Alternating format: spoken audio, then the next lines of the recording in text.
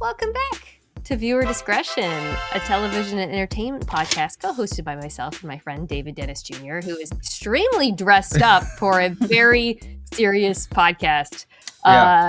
David, we saw we were recapping Furious and talking lanterns, and you just had to put on a suit. Yeah, it's a kind of a greenish hue to the suit that's there for Green Lanterns, and also wanted to dress up to sort of if you're watching Furious and you just have a terrible taste in your mouth about men. So I just feel like maybe if I dressed up a little bit better, it would help out.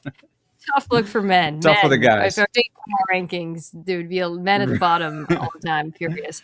A really fascinating performance by a male actor in this episode that I can't wait to talk about. I can't wait to talk about the show. So today we're going to do two things. We're going to continue recapping Furious, which is a really, really good show. If you guys aren't watching it, well, one, you're probably not listening to this right now, but it's on Hulu. Go check it out. And then the second half of the podcast, we are going to set the table for Lanterns, which debuts next week, which we will then start recapping in addition to Furious. Yeah. But we're going to talk about kind of the upcoming show, why we're so excited for it, and then we're going to discuss what we think is the best superhero show of all time. Because, the hype around Lanterns suggests it might immediately vault to that conversation. So very excited to do that. I was writing down all my favorites, and it was a longer list than I thought of. Because at first I was like, all these superhero shows there's been so many bad ones. Yeah. And then I started writing them down, and I was like, actually, there's been some pretty good ones, especially lately. Yeah. So, okay, but let's start with Furious. You do look a little bit like a cop right now. Well, maybe not. I don't know. You look more like the meanest thing you've ever said to me. You look more like you might be in a Jay Easton photo or something at the scene.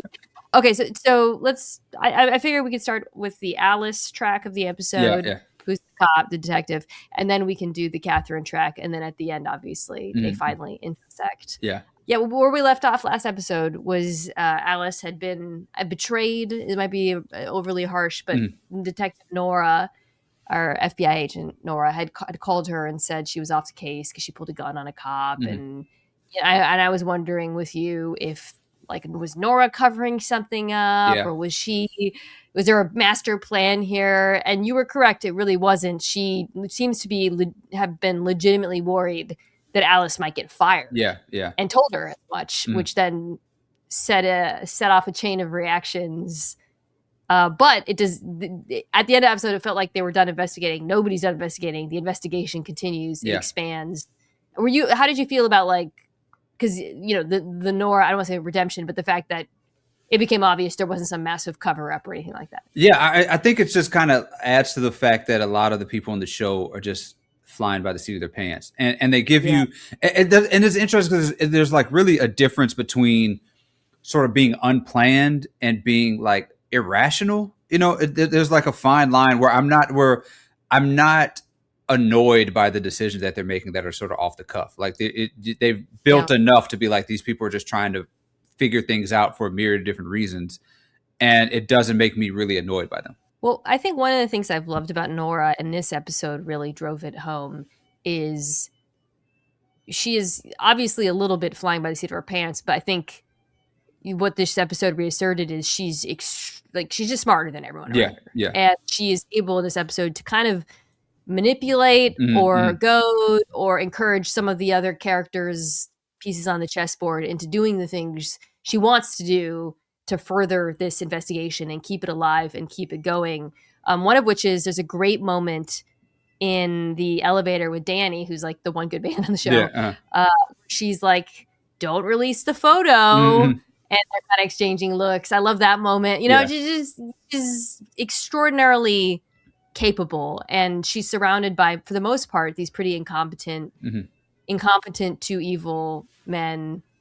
I also love the part where they have the meeting with Ed, who was her old boss, who did cover up the Jane Doe, and I don't know. I love this. Okay, I know what you're gonna say. I love this so much. Go ahead.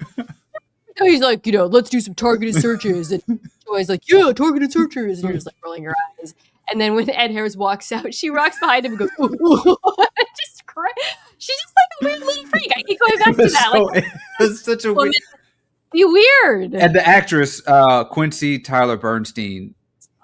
Just when she did that, I laughed so loud because it was so weird and just so something that you would kind of be like, you would see somebody do, but like you wouldn't. It's like one of those things that like somebody would do, but you wouldn't ever think to put it in a script to do that because it was just. So yeah, right. Yeah, totally. It was so funny. Yeah. Serve it's a pure note of characterization that doesn't serve the plot in any way. Yeah. And it's just great writing that they would include. Maybe she improvised, I don't know, but like the fact that they included, frankly, it is something I would do. Right. I got the only time I've ever got in trouble in school growing up was when I did something exactly like this. Really? Behind like a teacher? Yes, behind a teacher. I wasn't mocking a teacher, but I was at a table for National Honor Society. We had like a club fair. I think it was like high school or junior high or something, 8th or 9th grade. Uh-huh. And some kid walked up and was asking, annoying, like making fun of it basically. And when he walked away, I was like, and a teacher saw me and I got in-school suspension for it. Wait. I love how the story of you getting in trouble at school involves you being at the table for the National Honor Society. Like, oh, I forgot. I also did this. Oh, that's part of it. Yeah. There's a little bit more. I forgot about it. Yeah, I repressed that part. I flicked off the kid. Okay, so that's enough about me. So she basically gives Nora like, I don't want to say a green light, but she tells her like, you can't get fired because this gun thing. You got to figure that out. Wink, wink. Figure it out. But she also kind of makes it clear that Nora can keep investigating, which Nora does. She finds the old cop who was who Alice. received notes. Or Alice. Alice finds the old cop on the Jane Doe case. So Jane Doe is Isabel, the woman who was in the J. Easton photo, the best friend of Catherine. Yeah. And the old cop, funny scene at a burlesque club where she works now, tells her, Nora was obsessed with this bracelet. So, which then kickstart, Alice's investigation is trying to figure out what's going on with this bracelet.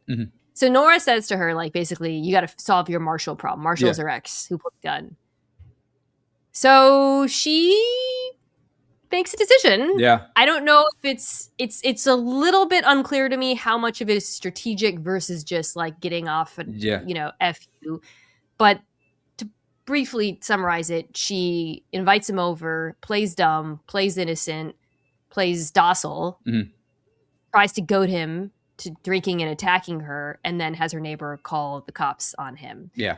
Just tell me how you felt there, because the scene was so tense. It was so tense. It was so deeply uncomfortable. It was just so uncomfortable. And that's, I think, the thing the show does. The show that comes to mind is like Yellow Jackets, because it was like Yellow Jacket was so uncomfortable with like the gruesomeness, and this show doesn't have any of that. But I still feel that same level of just like I want to turn away because it's just so uncomfortable. It was so, because there was a moment where I was like, oh man, like this is how abused folks get back into relationships and all this stuff. And the turn at the end, it makes you so conflicted about every single thing in the show. And it's uncomfortable at all points. It makes you confront a whole bunch of things.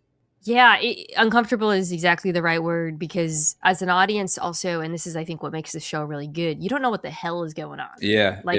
The wonderful thing about the three female characters at the core of the show is, and we talked about this, they are three-dimensional and they're wildly unpredictable. Yeah. And like you said, at first when because it's totally reasonable, and this is why it's not ridiculous to believe that she might actually be getting back together with this guy, because at various points in this show, she has signaled that she actually does miss him. That she actually does. She was looking at high school photos of them, right? Like they. And Danny tells Marshall she's still in love with you. Yeah. I don't know if that's true. He also tells her about her being on the ad, which I thought was kind of an odd choice for the character to tell him. It's and I David, like when she was hooking up with him, she was acting so different. Yeah. Like, I just want you to belong to you and control me. That I thought, I'm not. I think this is a ruse. Yeah. Then when she starts pouring the booze on him and trying to give him a drink, I thought, okay, she's definitely doing something, but I couldn't tell exactly what her plan was. Yeah. And I don't know if her having her neighbor call the cops on him is actually sufficient to secure her safety, is what precipitated it. I don't really know. So I guess what I came down being like, is this just her getting revenge in the Catherine? Because the two characters are obviously supposed to be mirroring each other, and this is like her miniature version of Catherine's revenge, or is this actually strategic? I don't know.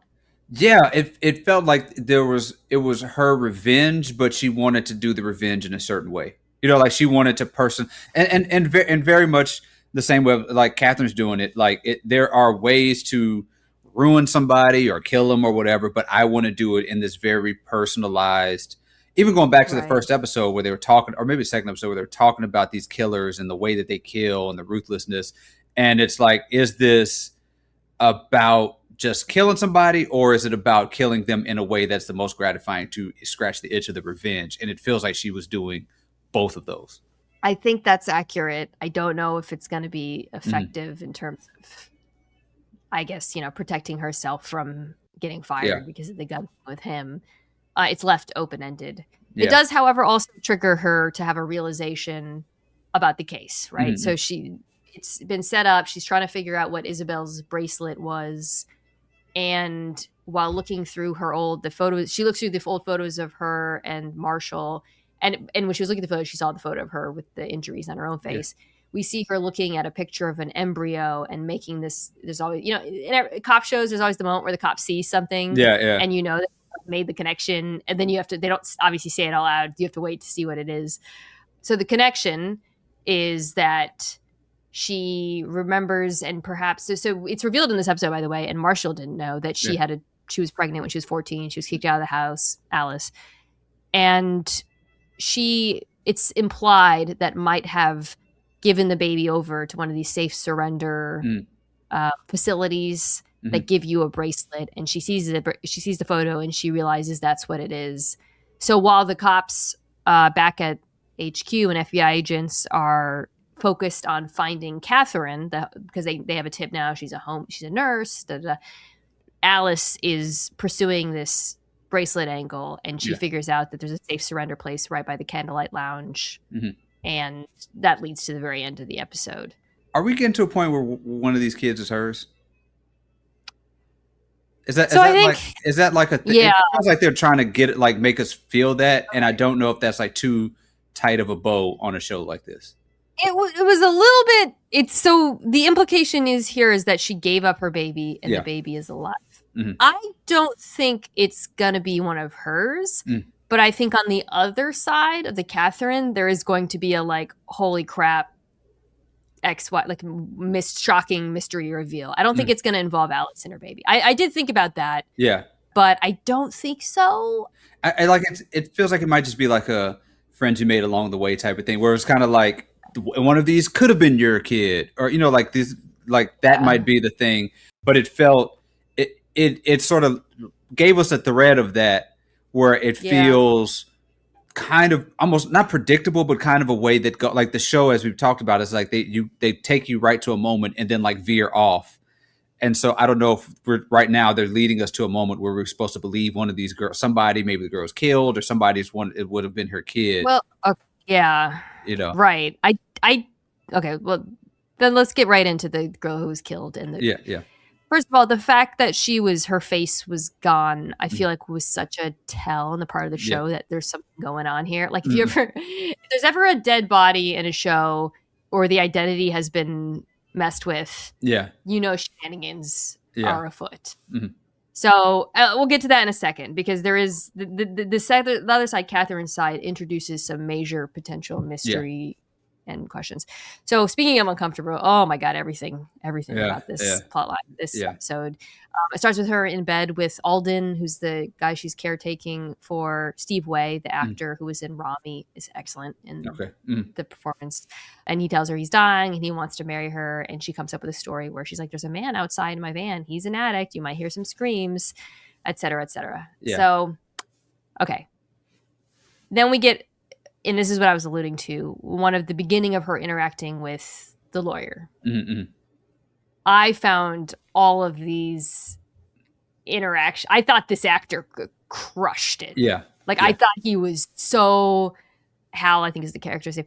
I thought he was Hal. He was so good. Yeah, and he was. I think he was in Scandal. I think he was in Scandal. Okay, he looked really familiar to me. I think he's been in Campbell. He's been in a lot of stuff. Yeah. Holy crap! I thought he was great. So I this is the stuff I want to be really careful about because I think this is the mystery now of the show. Yeah. So she keeps saying she wants to know about the night Isabel died. Her friend in the photo, whose sister she was helping, who's the faceless body, the Jane Doe. He's like, first of all, I wasn't there. I showed up after to like clean up the mess. Seems like he's telling the truth. You were there. You know more than me. And she keeps saying she doesn't remember any of it. He then says, Jay Easton didn't kill her. I know that. But he's a scumbag and I have a ton of evidence against him. So then, okay, I'm going to keep going because I want to like unpack everything he said so we can try to theorize about what happened. So then later on, they have like 3 interactions. She starts telling him in another, after he wakes up again, about Adrian, who's the pimp, and how he was into Hello Kitty. And she's like, I don't remember a lot because I got strangled so much. And again, amazing acting where she's like, do you believe me? And you can see that he is like devastated by, like, he knows how evil and awful everything he was complicit in. But he has those emotions and then he's battling with trying to stay alive, right? Yeah. So he's like, go, I want to destroy him. He's a monster. Go look at the laptop. She shows him her wedding dress and he cries. It's just, I think, amazing. So final interaction before his eye death. She sees the laptop. Alden at this point knows what's going on. He helps her. There's clearly videos of rape and horrible things being done to young women. She comes back and is like, I know it's awful. I should have warned you. And she starts torturing him again. Because there's this horrifying scene where she rips off she's been burning him with a curling iron, which is also one of the most uncomfortable, like the burning with the curling iron, such a specific. So she is like, you think you're better than him. You're not. Basically, you were part of this. And then he says, I had to protect her from him. And she asks who was in the room. And then she, pause. Okay. Yeah. What do we think happened in that room? Who do we think killed Isabel? Who is her? Who is he protecting? Because this now is the new mystery of the show. I have no clue. I got nothing. I really got nothing. What do you think? Crazy thought that the Jane Doe is another dead woman who was not Isabel. Okay. And maybe he was protecting Isabel. Throwing that out there. But I feel like he would tell that to her to stay alive. The only other women in his universe are Jason's sister. Maybe he had a daughter or something. I don't know. But he keeps saying Jay Easton didn't kill her, and I believe there was some sort of swap here. Faceless woman. There's why else would this woman not have a face? It feels like there are somehow more characters. But we're so late in the season. It's like we're so late in the season to have more characters. But I think we're getting more people. Because there's so many Jane Does and so many unknowns. So you're saying when you say a face swap, like they think one person's dead. Like, yes, I think there's no, in my experience in these types of shows, if somebody's face is removed, it's to trick people into thinking it's someone else. Right? Right. Why else would the woman's face be removed? They keep emphasizing the body was found with no face, but she had the wristband, whatever. So it does feel like if this woman's face was removed, it's not her, and that woman is probably alive. I'm just speculating here. But why he wouldn't tell? Maybe he doesn't know that. Maybe that's. I have no idea. It's very weird. Also, that Catherine. I know she, was like, I don't remember a lot because I've been strangled so much, but. It's odd that she doesn't remember what happened in that room and it's not really addressed. I kind of thought it was like a trauma thing, like a repressed memory type of thing of a young person. Like it's interesting. I kind of took both of them at face value, even though they both had sort of these ulterior motives. Right. Well, that was the kind of beauty and like mystery of this whole like episode, like both of them were kind of playing a game with each other, playing it like, you know, when she was telling him all these traumatic stories, the way her personality would go in and out of sincerity, and like when she was like, you know, I don't remember because I was strangled, and then like snap back, but it's like that probably happened, right? It kind of and think about being strangled and like falling into the mattress, not like that was just that was just such a rough visual, and it added the believability to it. Like I get it. It's probably I would forget things or want to forget things from there too, for sure. And to go back to kind of our conversation about how like I mentioned I thought this is like the first real great piece of like Epstein like content post Epstein or whatever.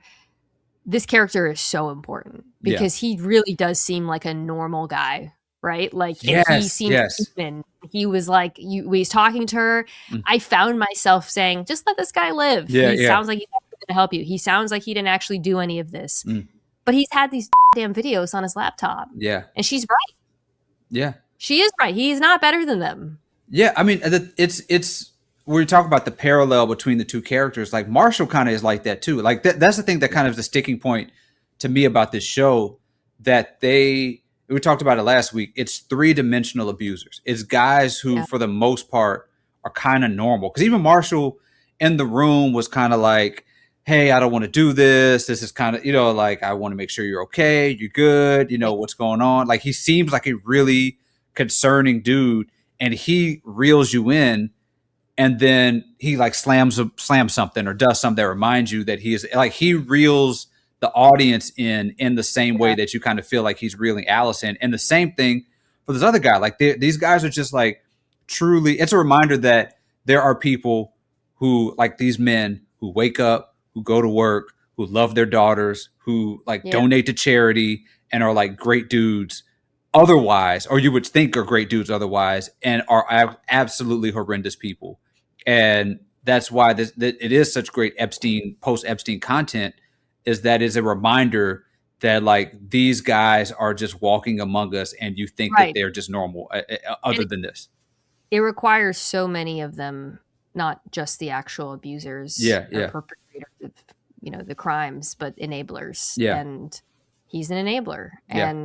But I think, again, just real testament to his acting and to the writing of the show that I didn't really want her to kill him. I didn't. And then she kills him in incredibly gruesome, it's like disgusting, shot to the eye in front of Alden.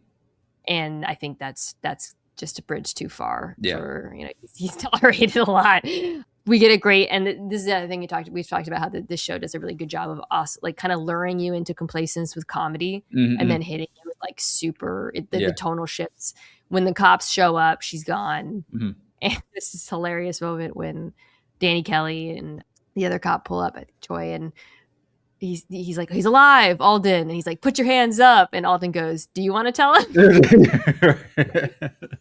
Great. Like crazy that this show gets away with stuff like that. Yeah, it's the same show that has these situations is the same one that has like Nora doing the thing outside the door. Like, it's just such a weird thing that all this stuff is conversion on one show. So everything kind of comes to a head at the end, right? Because they find Alden, who hypothetically has the Jay Easton stuff. Yeah.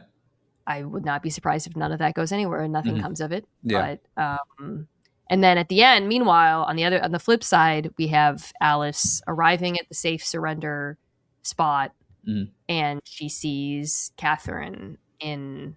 It's a little on the nose. It's like a warped mirror. Yeah. But so you know, it's coming to a head here. Yeah.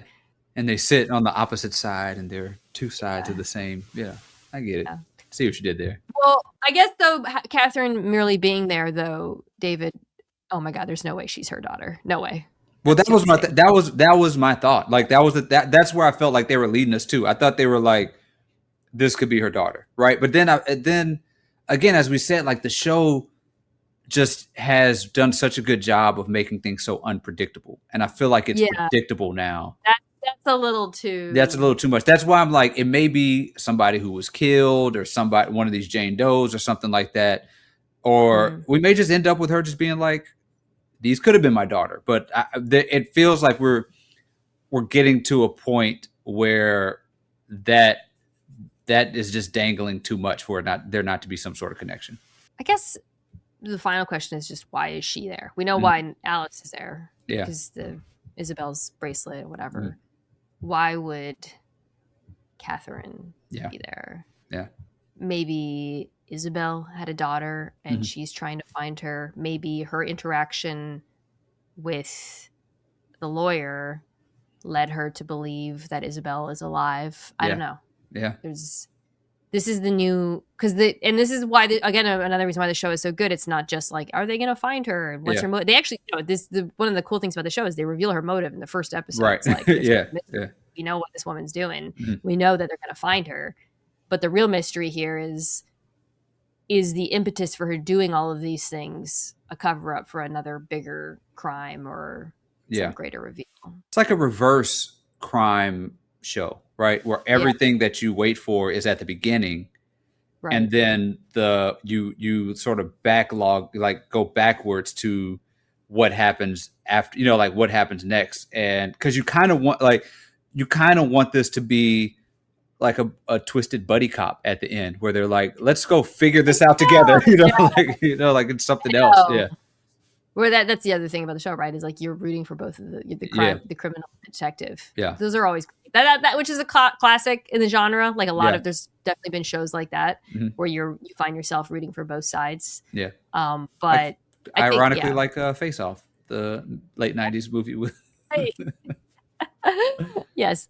Yeah, so I think it's great because I'm just like, really, I want to keep watching. There's a few more episodes left, but I'm locked. Like I want to know what happened in that room. I want to know what happened to Isabel. I want like, it's not for me about whether she's going to get caught or whether Jay's going to get away with it or whatever. These guys, it's about this other mystery. So great writing. Like some of these shows lag, after a while you get. Killing Eve was like that. It started lagging. You're like, all right, now. And then the additional mysteries they introduced were too convoluted. Yeah, this is simple, but I want to know. Well, Killing Eve it should have just been one season and called it. One season. Yes, it got really. I understand they were trying, and I understand it was a hit show, but it should have just been one really just great season. All right. Speaking of buddy cops, it's not a comedy, but we're going to talk about Lanterns. Let's take a quick break. Come back and talk about these superhero shows. All right, so Lanterns premieres August 16th. So we're going to shift our episodes a little bit earlier because Lanterns comes out on Sunday and Furious comes out on Monday. So we're going to come out a couple days earlier next week. Before we get to Lanterns and everything that's going on behind the scenes, as I mentioned, I want to talk to you about superhero shows, in part because the person who created Lanterns, Damon Lindelof, is responsible for maybe the best superhero show of all time. We can talk about it.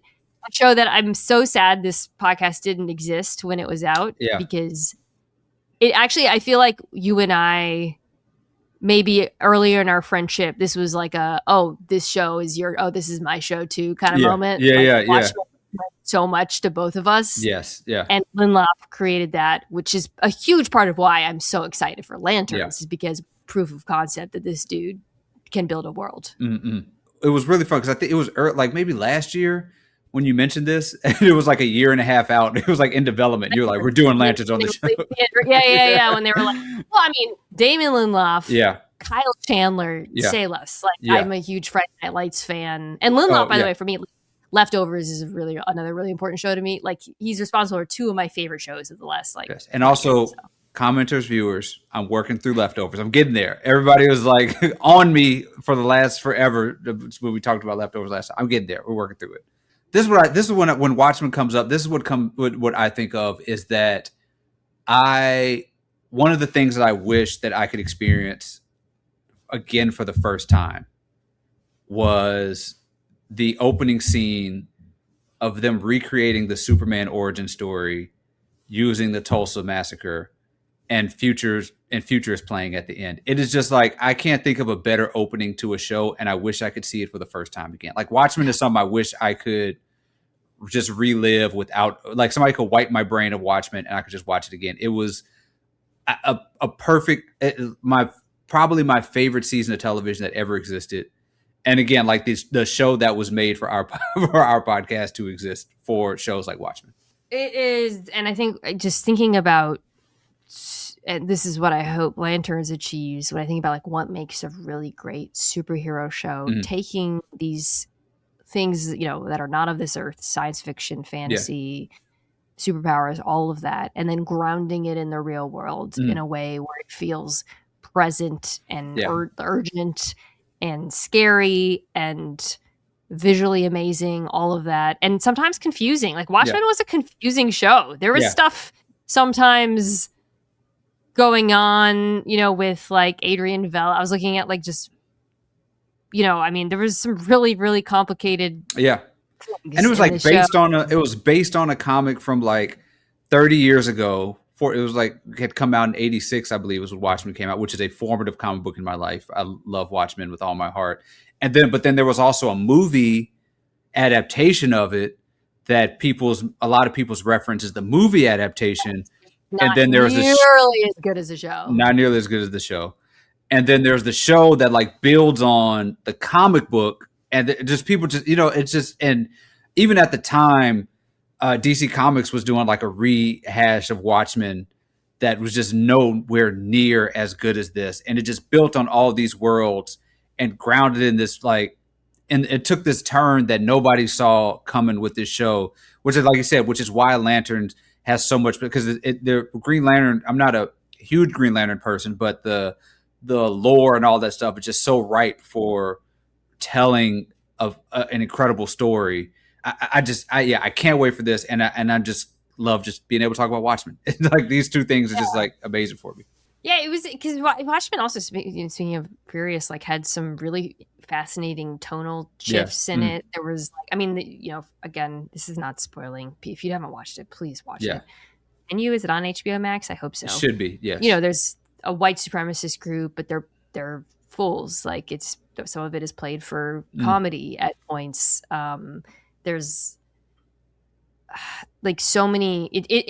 Okay, like to put it.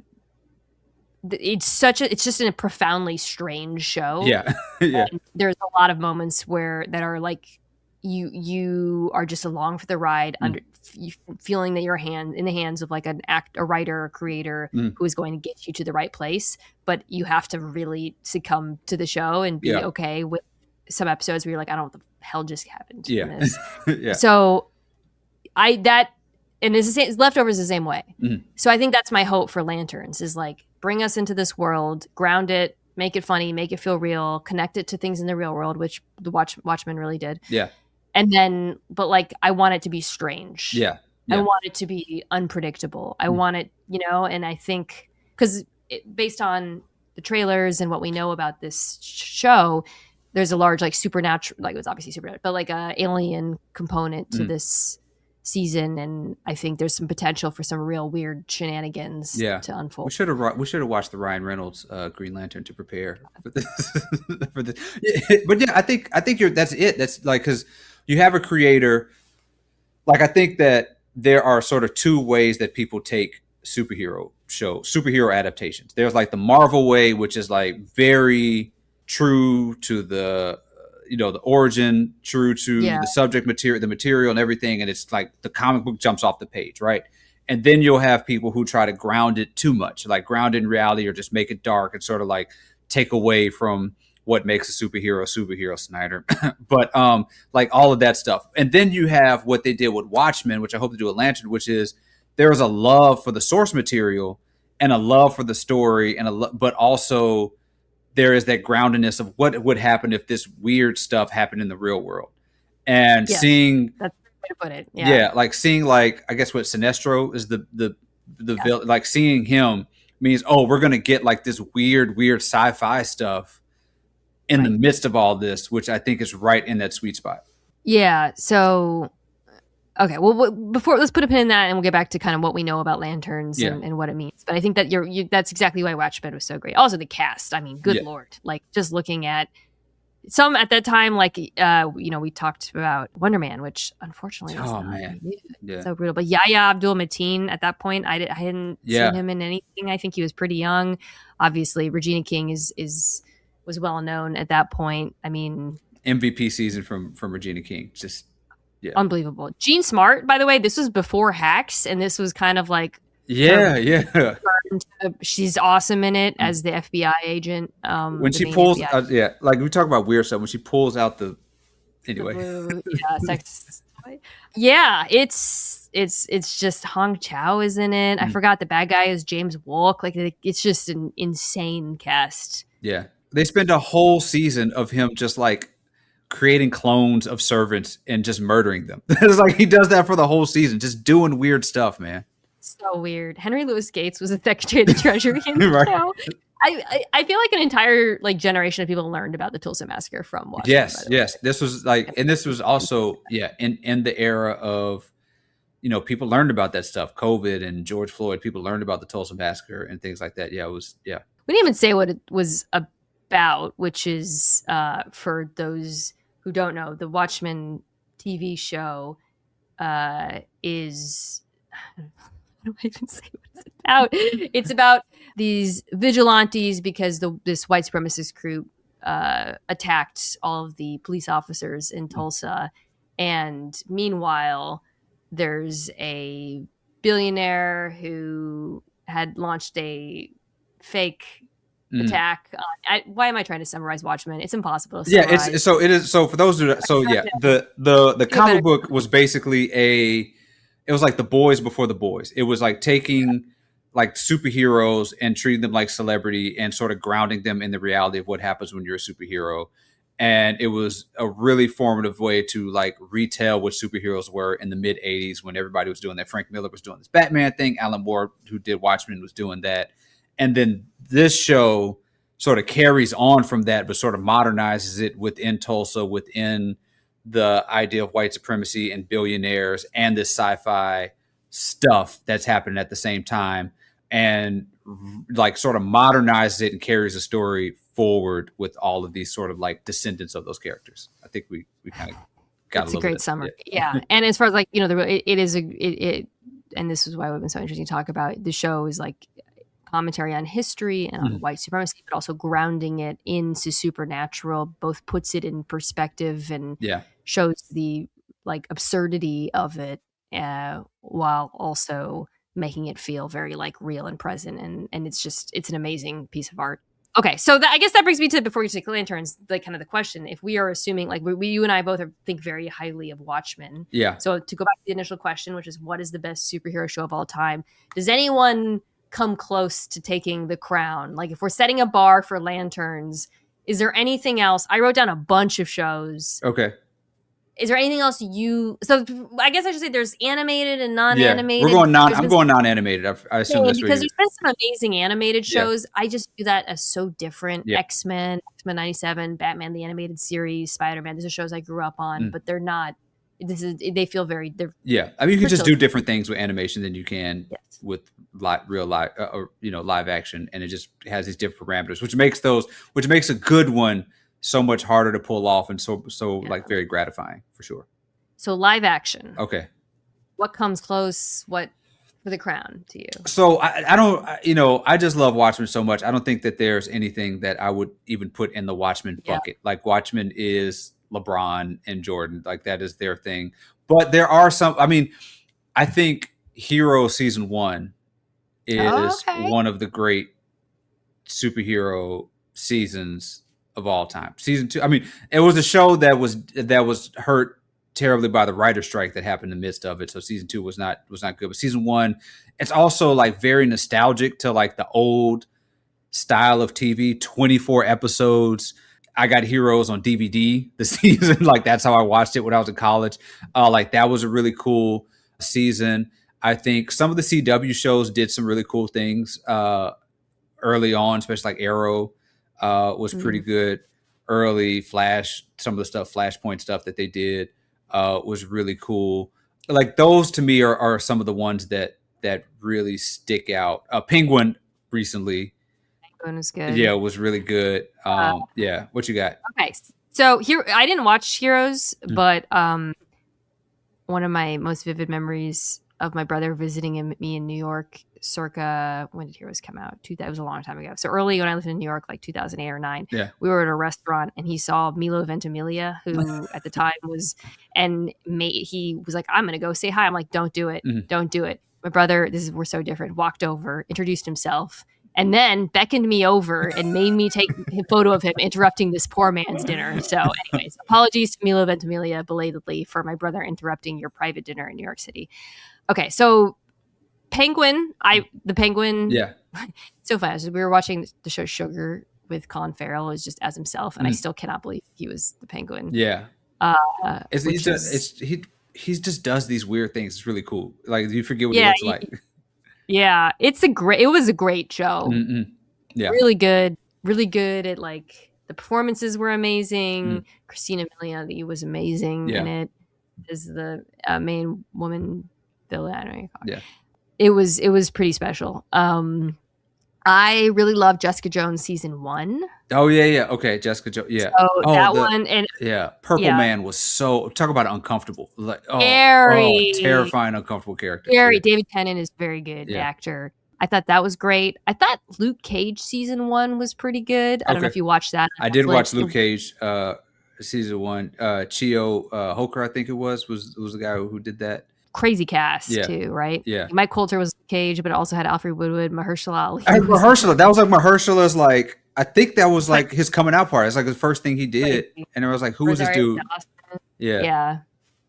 Right, he was scary, and I know they wish they'd have kept him a little bit longer because I think he didn't. I think he like died like halfway through that season or something like that. Yeah, he died. So spoiler, but like after season 1, it kind of fell. A lot of these shows kind of fall off after season 1. I noticed after looking back at my notes. Yeah, those were a few that I liked.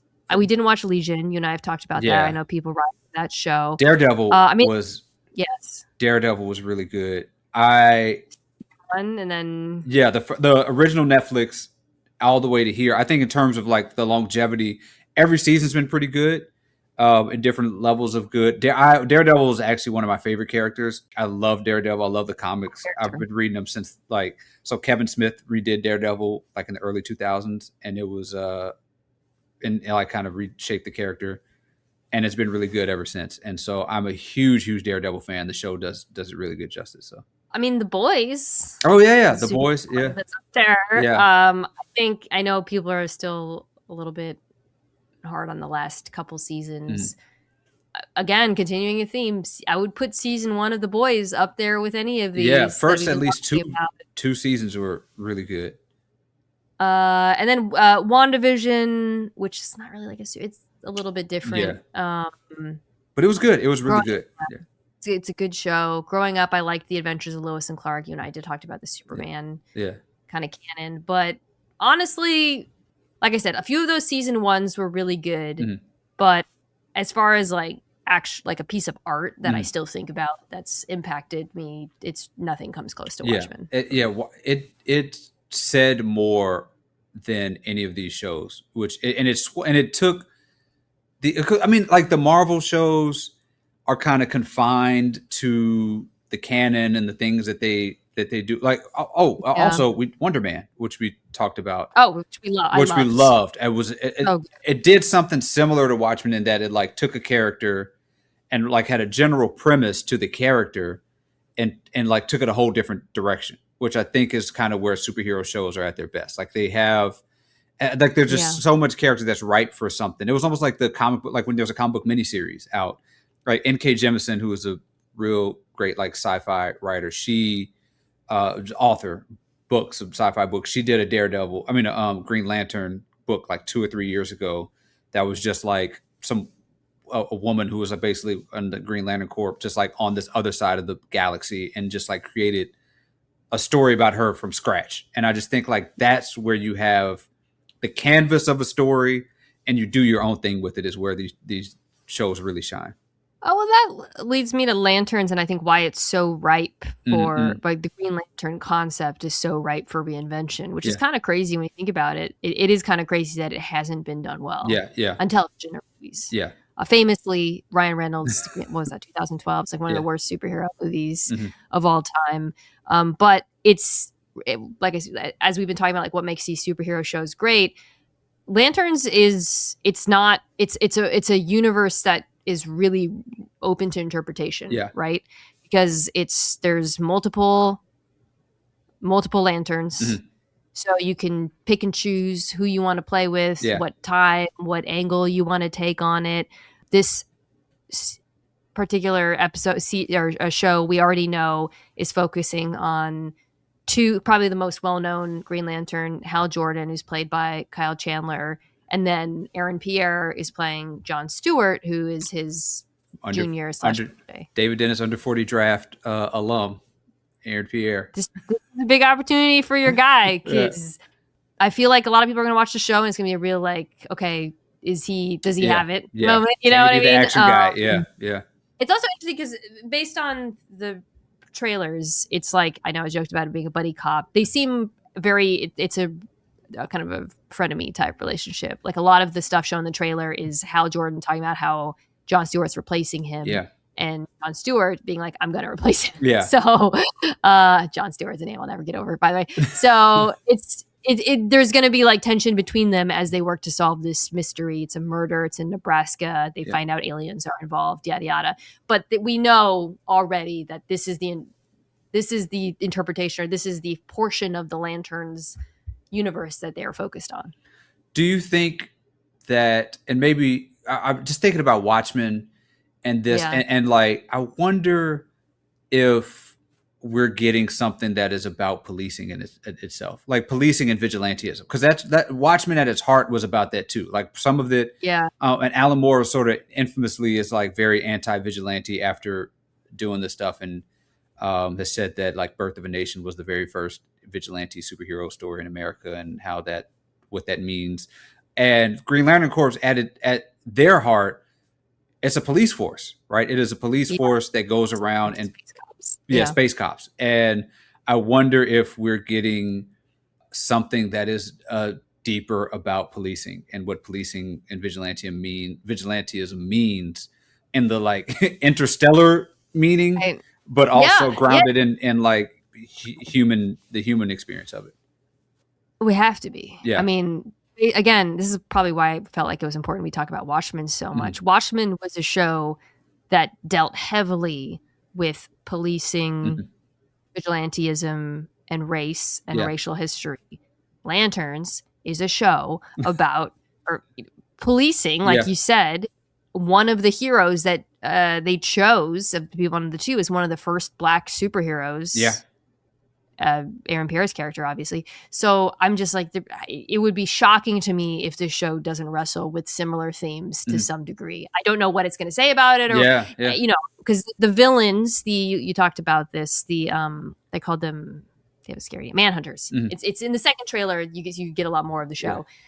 Are these super Sinestro, the scariest, most evil dudes in the galaxy? They say that in the trailer. They can look like anyone. That alone is ripe for thematic. Like if your villain is someone who can take any face. Yeah. You know? Which also the Martian Manhunter is a hero. Like, so there's like, you wonder if, like the Martians, or I don't know if they'll actually be from Mars, but like the Manhunters are from, as we know, we do with different characters.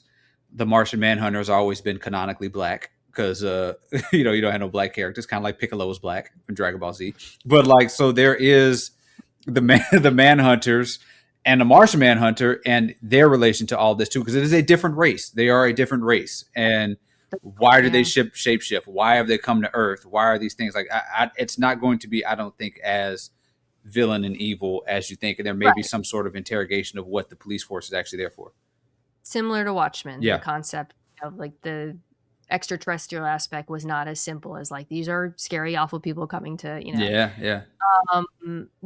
I think that's what I'm so excited for with the series is like, on its face it's pretty straightforward, but because we know who Damon Lindelof is and what kind of shows he makes, we know it's going to be about things beyond just two cops solving a murder, right? But it has all the hallmarks of some of the great shows we're talking about. It seems to be very grounded in the first trailer. I thought was a little too grounded. The first trailer looked almost like it wasn't a superhero show. It was just Aaron Pierre and Kyle Chandler, like, being cops in Nebraska. And it looked kind of like Brown.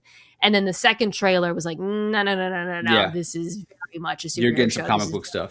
Yeah. A weird show. This is very much extraterrestrial. You got some like fun little character moments. There was a great moment in the trailer where Kyle Chandler's like trying to impress the lady police chief and Aaron Pierre rolls his eye. Like, I think they'll be great.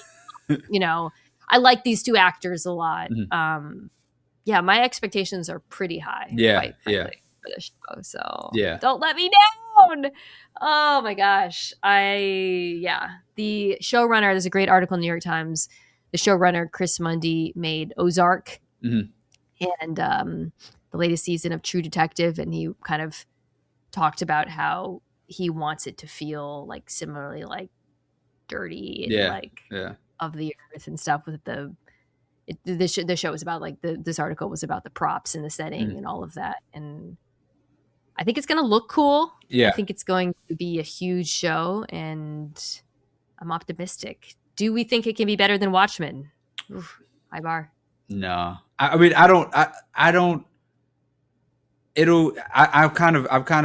mentioned the LeBron thing. Like Watchmen is my Jordan. Like it's kind of one of those things where I'm just going to be like, get off my porch. This is the greatest thing I've ever seen. I went into Watchmen I don't know. It was like 2019. Yeah. Before the pandemic. I remember we watched it in real time. I can't remember what the conversation around it was really like. Because when you talk to people now, it feels like not that many people watched it as maybe you would expect. Yeah. And obviously it ended up only one season and it's a perfect season of television.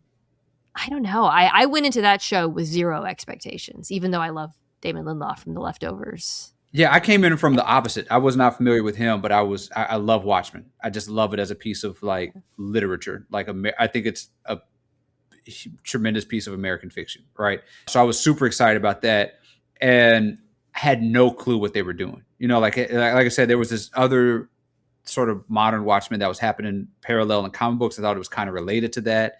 I knew Regina King was in it, but I had no clue beyond that what we were watching. And to be like a fly on the wall for myself or to go back and to see the first 5 minutes of that show and just be absolutely blown away by what I saw. And the show never lets off after that. Yeah. I know. Let us know in the comments if maybe during a slow period you'd like to do a Watchmen rewatch. Yeah, we'll do a Watchmen. I still get like Facebook memories, which is the only reason I go to Facebook is Facebook memories. And like, I still get I was like railing off predictions. I like should have just done Reddit threads because I was just like, had all these thoughts about what this meant and all the stuff that was happening. You know, Lou Gossett Jr. was there and he was incredible in this thing. It was just like, it's. Gossett Jr., I forgot. Yeah, we could also do like a power ranking of like shows that only lasted a season that we still think about. Yeah. Like Lovecraft Country is another one, which was not as good of a show. And not as good of a show. I think significantly more flaws, but I still think about it constantly. I think, it was, a weird show, a lot of weird stuff that was happening, and a messy, imperfect show. But it did a lot of stuff. Yes, it did a lot of stuff. It had just visuals and ideas that I'd never seen on television. I think one of the scariest episodes of television I've ever seen that sometimes I still have nightmares about, the one with the two little girls. I don't even want to. Yeah. I could barely watch that. Which the cast, I mean, it was Jonathan Majors, Journey Smollett, Michael K. Williams. Wow.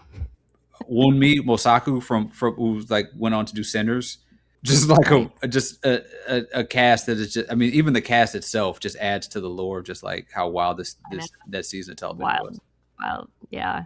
But yeah, Watchmen is truly special. So expectations are pretty high for Lanterns. Yeah. Oh gosh, maybe too high, but let's see. So next week we're going to talk about Lanterns and we're going to continue talking about Furious, a show that we're very excited about. So thanks for tuning in. Let us know in the comments if you'd be interested in a Watchmen rewatch at some point, now that we've been talking about it. Yeah. And thank you as always to Charlie Kravitz and Brian Madison. See you guys next week.